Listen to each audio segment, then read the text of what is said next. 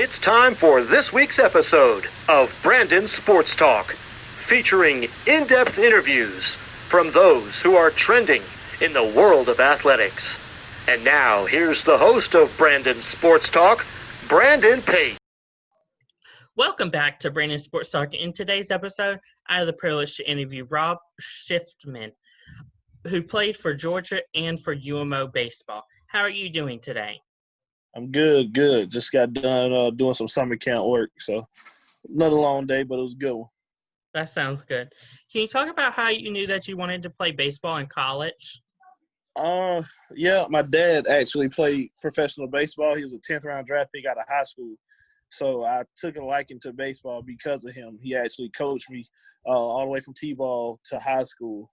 I knew part of their vision, my parents' vision, was for me to go to college. Now, I wasn't a whiz in the classroom, so I knew if I wanted to go to school, I needed a scholarship because my parents couldn't afford for me to go to school and paying out of pocket. So he told me a long time ago from the beginning that, look, if you want to go to college, you want to graduate and get your degree, you got to be the best you can be on the baseball field in order for that to happen. So right then I knew the mission was bigger than just middle school ball, high school ball, and all that. It was to get to college and use college ball as a way to get college for free and get your degree. So I knew from an early age that I wanted to go play ball in college. Can you talk about how it was like getting recruited by Georgia? Man, I started communication with Georgia. I was in 8th grade, honestly. I went to a hitting camp. It was really cheap, and honestly, it was something affordable for my parents. So they were like, man, I'm gonna send you and your brother to this hitting camp. So we go up to Athens, and I'm hitting, and I was advanced for my age. I remember to this day, I hit a ball off the fence in 8th grade, and that's what really made the coaches kind of like have their eyes open. They were kind of shocked about how polished me and my brother's game was already. So we started a relationship with them that early. So as I got older, I picked up interest from other schools and stuff like that. And the first day of my junior year, when they could contact you and talk to you, Georgia called first. So they called me like 8 a.m. that morning or something like that. I was still asleep. I remember my dad busting into the room. And whenever he busts into your room in the morning, it's usually something happened, whether it's like, I'm like, oh, no, somebody must be dead because Dad talking to me in the morning. So, but it was Coach Perno on the phone. So I remember my dad gave me the phone, and he said, Robert, we remember you from 8th grade, your 8th grade camp, and we just wanted to let you know that you officially have an offer from the University of Georgia. And he asked, were we the first school to call? I said, yes, sir. He was like, yeah, that just shows you how much we want you. So, man, that stuck with me from day one. Just they called first. They showed me how much they wanted me right away. I also picked up offers from Georgia Southern, UAB, Savannah State. I wanted to go to Florida State because, Tallahassee is an hour away from my hometown. I wanted my parents to be able to see me play. But cool story here. Buster Posey's younger brother played my same position. So they had to kind of choose, bring me in or go with Buster Posey's brother. They decided to go with Buster Posey's brother. So once they told me that, I was going to California to play in the Breakthrough Tournament. And as soon as I landed in L.A. in the airport, I picked up the phone, called Georgia, committed right away. That's so amazing. Can you talk about your experience playing for Georgia? Yes. Honestly, I graduated high school, but I needed one more class. I needed 3 more credits to officially get into school. So the fall, normally you get there in the fall, you go through your trying times of just straight conditioning, 5 a.m. conditioning, adjusting to life at a Division I because it's a whole different life. But instead of doing that, I had to take an online course at home. So while they're doing that, I was still in Quitman at the time, taking this online course and finishing it off. So I didn't join the team until after Christmas break. So once I got there, I was already behind conditioning-wise, team-wise, school-wise. So when I got there, we were 3 weeks away from game 1. And I just kind of got thrown into the fire. So I initially thought I was going to get redshirted. And I didn't have a problem with it. I knew I could play, but I knew that I was way behind because think about this. There was times I would go to class and I'm from Quitman, man. It's a 3-stop-light town. My class was about 60 kids. That's my whole senior class. And then I get to Georgia, and my science class has 300 in there. So it was just a whole different thing. So the professor would come up and say, all right, let's bring out the homework. I'm sitting there like, what homework? Like, not knowing that there's a whole portal you got to use to see what you got to do. I didn't know any of that. I was just kind of thrown in the fire. So adjusting to that, adjusting to life on the field, off the field. I get there. We play Duke in Baylor, our first game. I didn't get to play in that game because Coach was saying, like, because I came late, he wanted to play the guys that went through it together in the fall. Cool, I understood. As they come back, I get a call from Coach saying, hey, the first baseman that was in front of you, he got hurt. So you're starting the first home game of the year. And I remember to this day he said, and you better not be scared. I remember telling him, I said, Coach, it's baseball. It's the same game I played since I was a kid. Like, I'm going to be nervous, but I'm not going to be scared. But getting a chance to put on those colors, I grew up a Miami fan, to be honest, but getting a chance to put on those colors and wear the G on your chest and on your helmet, man, it's a feeling like no other because, you know, it's thousands of other kids that grow up with that dream and to know you experienced it is just something that I can't think to imagine. Actually, I started the first game.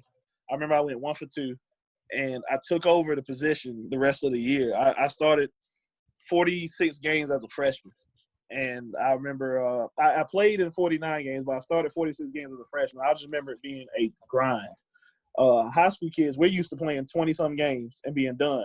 Man, you get game 20 in college, you're a little bit over halfway. You got a whole nother season left.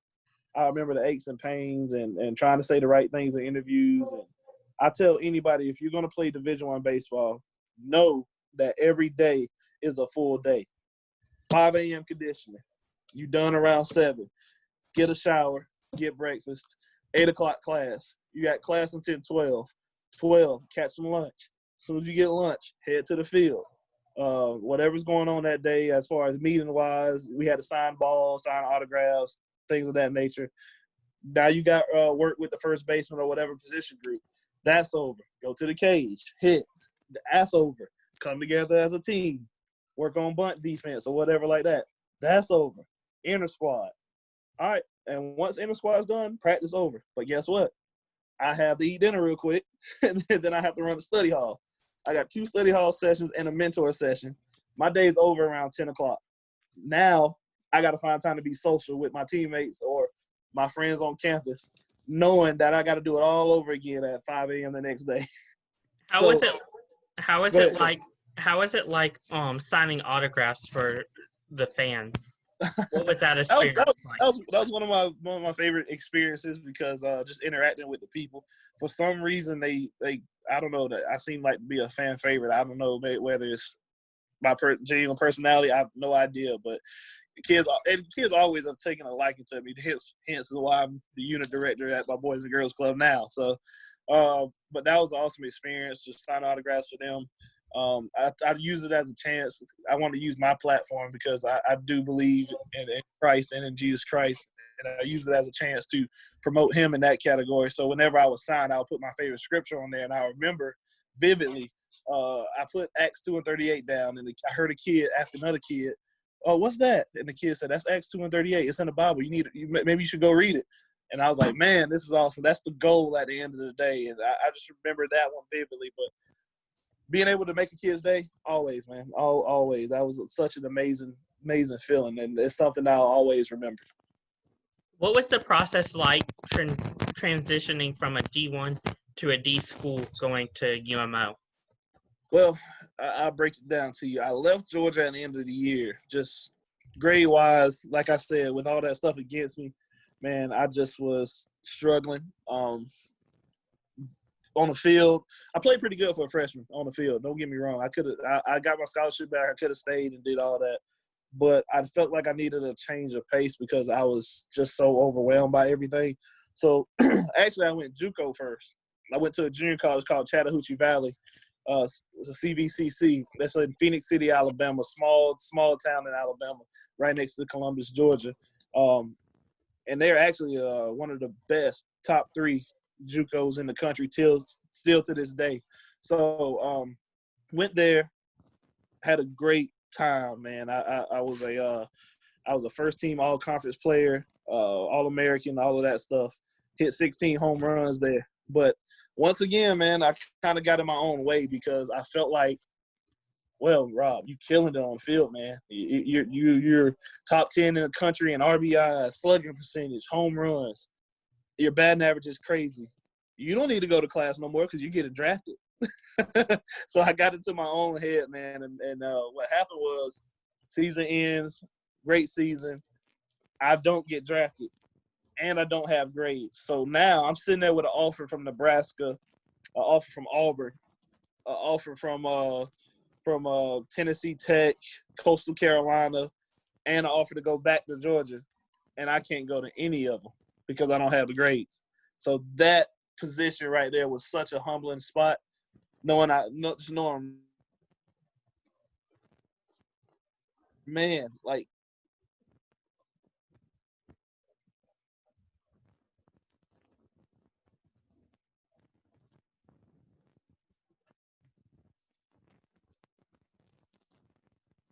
you're turning into the guy that I just did not play at all. I didn't want to go to Columbus State. I didn't want to go anywhere else. If I wanted to go back to school, I wanted to go D1, but I couldn't go. So I remember I took 2 years off, and I remember sitting. Actually, not a lot of people know. I went back to Georgia after 2 years, and I was about to get back on the team. And you getting some inside information here, man. I met with Coach Perno, and I went through the semester, did really good. I met with him the last game before they played University of Florida. He told me, this was on a Thursday, he told me, on Monday, after the series, come down to the field, come get your stuff, come hit with us on Monday. He said, but you better hope we win because I'm on the hot seat. So I'm praying that whole day, please, sisters, please beat Florida. I'm ready to get back on the team, man. They beat Florida, but they still fire him on Sunday. So when they fire him on Sunday, they bring in a whole new coach with a whole new staff who has no idea who Rob Shipman is, a troubled kid, not troubled as far as like in trouble off the field, but grade-wise. He don't know me, I don't know him, so there's no relationship there. So, man, I remember praying. I said, look, Lord, if you just get me back into school, I promise I'll go to class, do all this stuff. And lo and behold, man, I get a call from a North Carolina number. Never seen it before in my life. I didn't answer, but a voicemail got recorded from Coach Rob Watt. And at the time, he was assistant head coach. And he's just explaining to me about the University of Mount Olive. Man, and when I heard, I said, I'm in. I said, I'm in. If this is where I'm supposed to be, I'm going. And lo and behold, I look at my Bible, and Mount Olive is in the Bible. So I'm like, oh, it's all full circle. I'm supposed to be here. So when I get there, man, Coach Lancaster was still there, and what a legend he is. He's responsible for everything good that happened to me while I was there. So he gets me into school. He gives me one chance at it, and the Carnegie's, everybody there is just class acts. And I took advantage of it. I made sure to do everything I was supposed to. I had like a 3.5 for that first semester because I said I was locked in. So that transition was very smooth, man. I was just a hungry, desperate kid that wanted one more chance at it, and I got my opportunity, and I made sure not to let it slip. What was your achievements at Georgia during your time there? I was the first black first baseman at the University of Georgia. Second of all, I was freshman all SEC. I was a freshman. I wasn't a freshman all American. I was on an honorable mention. So those are my accolades there. Mount Olive. Well, of course, at JUCO, I told you I was first team All American, first team All Conference, and I was first team All Defensive team. And then when I went to Mount Olive, I was first team All Conference, first team All Region, something else. I forget what the other one was. I finished third. I know I finished third in the Conference Player of the Year conversations. And the two guys in front of me were on my team. So that's how loaded we were that year. Can you talk about how hard it is to transfer from a D1 to a D2? And what's the preparation like? Say again. I'm sorry. You were kind of in and out. Can you talk about how hard it is to transfer from a D1 to a D2 and what the preparation's like? It's hard as far as you have to tuck your pride, man. That's the first thing you have to do because it's easy to walk in there with your nose in the air. I'm better than all of you because I've been to a D1 and this is beneath me. It's easy to do that. The first thing you got to do is lose that pride, man. Lose it. You're here because you messed up. Own it and make this the best experience that you can do. But at Mount Olive, man, we learned quickly that it don't matter where we came from. We're here now, and we're here for one goal, and that's to win as many games as we can, get the carry, and ultimately win a World Series again. And then individually, if we come together as a team, the stuff we want to happen individually, the accolades and the drafted and all that stuff will happen for us. For me, I'm not much of a prideful person anyway. I enjoy and I pride myself on being the quiet, humble leader off the field and on the field. I don't say much. So I feel like my actions speak louder than my words. So when I got there, it wasn't on me to be prideful at all, man. I knew this was my last chance. So I was just trying to do anything I could do to stay that line. First thing that hit is the culture shock. I'm used to seeing thousands of people every day in Athens. You can meet somebody once, and you'll never meet them again in your 4 years until graduation. That's how big Georgia is. Then you go to Mount Olive, and everybody I see on campus, one day I'm going to see you again the next day. That's how big it is. It's not very big at all, but it's just what I needed. It reminds me of the town I grew up in, and it was perfect speed for me. On the field, I'll tell people this all the time. As a hitter, the game is slower at D2. It's a little slower. Now we sped the game up in practice, which made it easier for us in the game. I practiced way harder at Mount Olive than I ever did at Georgia. Oh man, it's not even close. At Georgia, it's more about refining what you're already good at. Reps. They don't want you diving everywhere because they scared they're invested in you. They ain't got time for you getting hurt. I remember I tried to make a little diving play in practice at Georgia, and I remember my coach got on to me like, "Get up, rookie! Like ain't nobody in the stands here to see you." So I learned quickly, don't be a tryhard. But at Mount Olive, that's what we do. We dive. We're in the dirt. We're grinders. We're hard nosed, and we do that. If we practice at 100 miles per hour, so the game moves at 50 miles per hour once we get there. So that was a shot for me. As far as being a hitter and facing pitchers, here's the difference. At D1, you might get one pitch to hit that you can crush. You have to hit that pitch. Friday night, I'm seeing your best guy. He's probably a draft guy. He's probably a junior, senior. He's anywhere from 93 to 97. And he has two pitches he can put you away with: changeup, slider, splitter, curveball, something like that. At D2, that same guy on Friday is more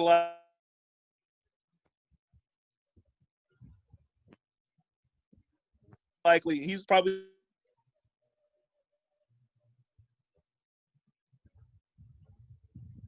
80. I gotta let my leeway. I take first pitch fastball I'm not ready to hit in D2. I'm probably gonna get that fastball again because his secondary pitch is not as good. When in D1, if I take that pitch and I'm not ready to hit, he's gonna put me away because he got 2 to 3 other pitches that he can put me away with. So I would tell anybody that's the biggest difference, and the game pace is just slower. D2 is just a little slower. You got time to think. D1, man, there's so much going on at the same time. You got people in the crowd saying all kind of stuff. It's so much to think about at once. And the camera's on you all the time. I remember playing at Turner Field at the Atlanta Braves Stadium against Georgia Tech. I was literally trying to watch the pitcher, but I was distracted because the jumbotron behind the pitcher had me. I was looking at myself and looking at the pitcher.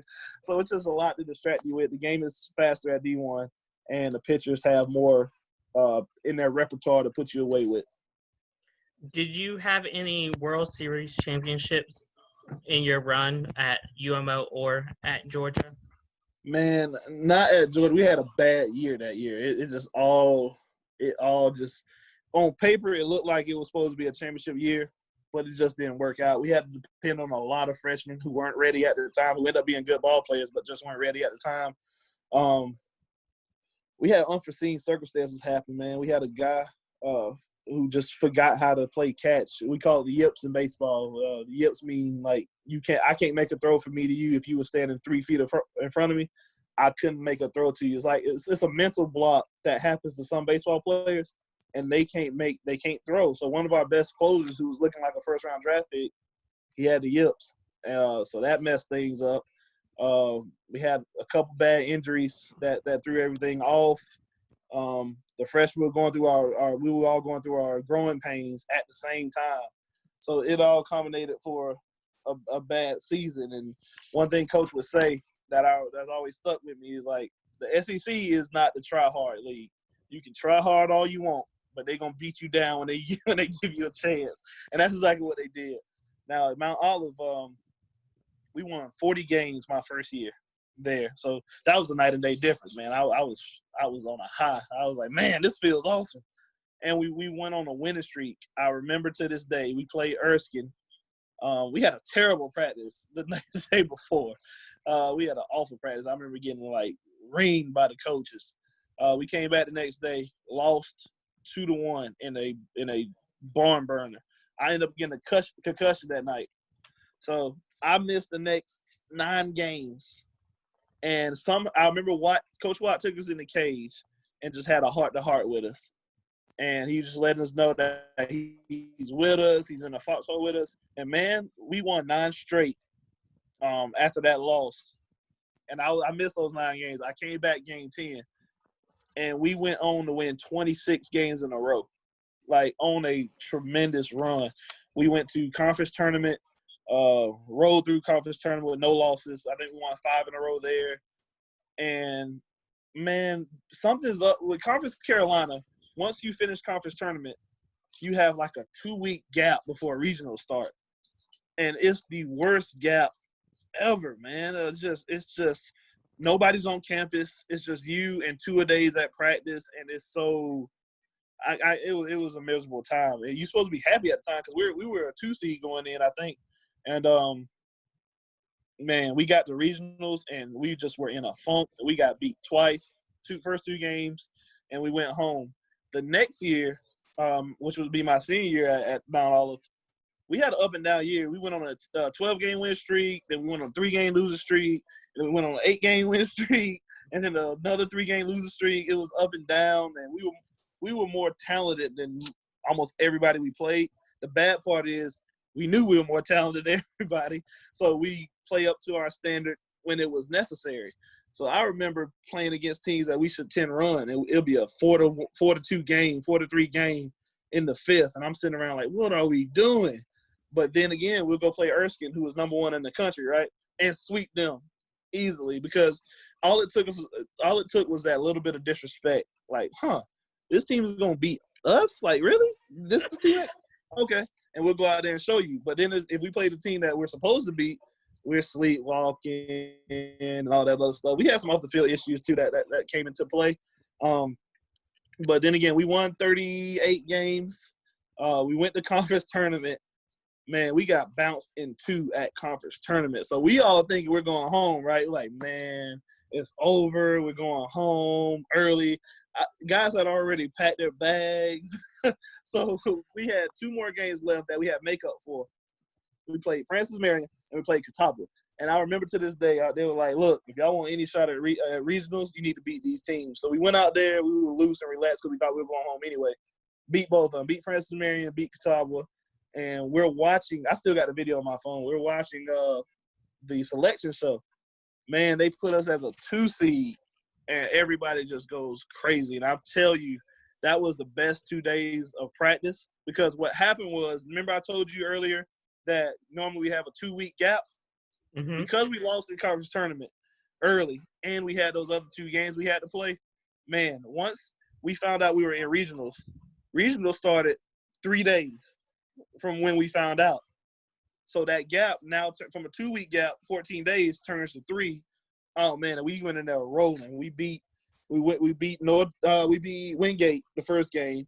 Then we beat North Georgia, and then we played Catawba. And I'm telling you, here's what happens.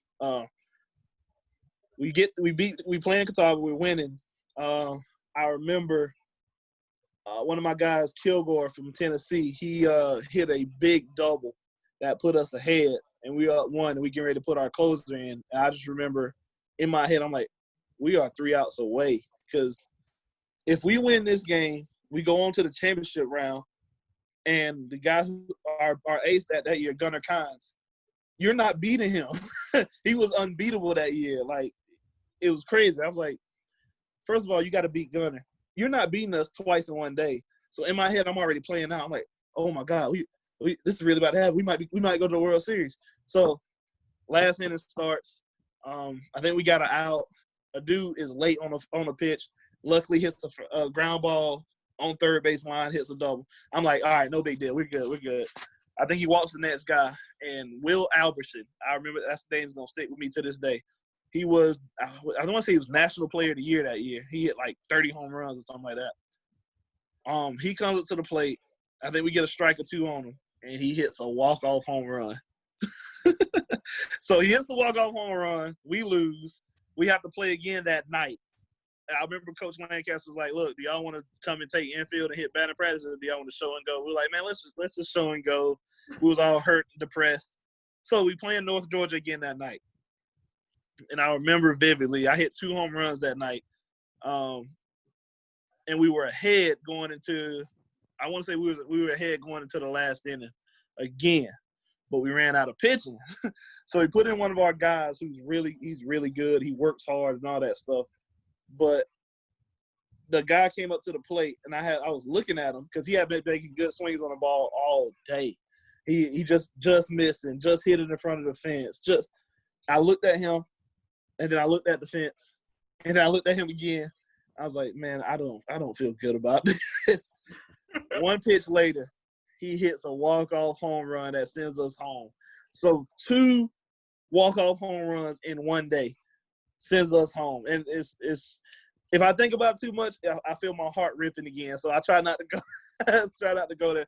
But no, I didn't get a chance to win a World Series or go to a World Series, but I won almost 80 games at Mount Olive in 2 years. So, man, and I won a conference tournament and a bunch of accolades on the way out. What advice would you give somebody looking to enter the transfer portal? Look, my advice, first of all, in the recruiting process, man, pick a place that's right for you.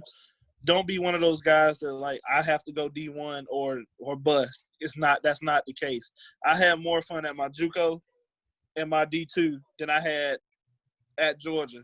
And that's not knocking Georgia. That's just talking about my experience. I had more fun there than I could ever have anywhere else. Find a program that fits for you. Find a coach that fits for you. Find a philosophy that fits for you. Now, if you're a D1 guy and you considering transferring, same thing. Use that second school as an opportunity to find out what didn't work at your first school.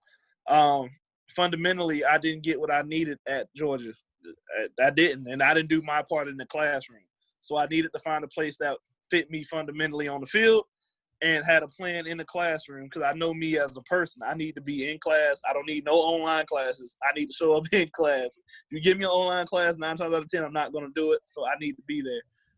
Know yourself is my main thing. You know you better than anybody else. You know what classes you need. You know what people you need to be around. And any coach that gives you an offer, you search them. Search the stats.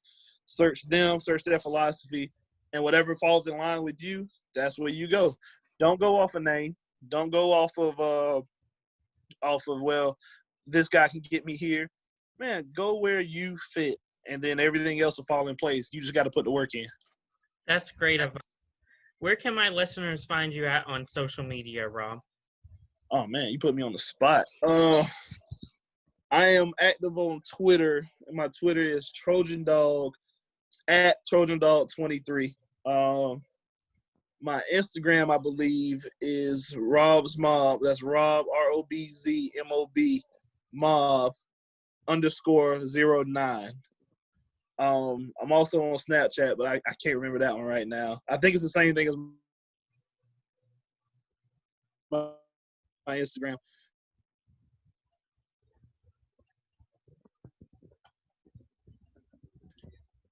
But, man, now some change now, and I've been here for about 4 years. And, man, I got 100 and some kids daily. Now, due to COVID, I'm down to 30, but normally I run 120 daily. And so I got a bunch of kids running around that I'm watching out for and making sure it grow with the right experience and stuff like that. So, man, I just really appreciate you reaching out to me. You're welcome. Thank you again, Rob, for your interview, and best of luck in your future. Thank you so much, man. You can find Brandon Sports Talk on Facebook at Brandon Sports Talk, Instagram at Brandon Sports Talk, Twitter at @talk_Brandon, and you can find me on YouTube at Brandon Sports Talk. Don't forget to like, comment, and subscribe. Thank you again, Rob, for your interview, and best of luck in your future. Appreciate it, Brandon. Have a good one, man. You've been watching Brandon Sports Talk. Please feel free to like, share, and subscribe to Brandon Sports Talk on social media and on YouTube.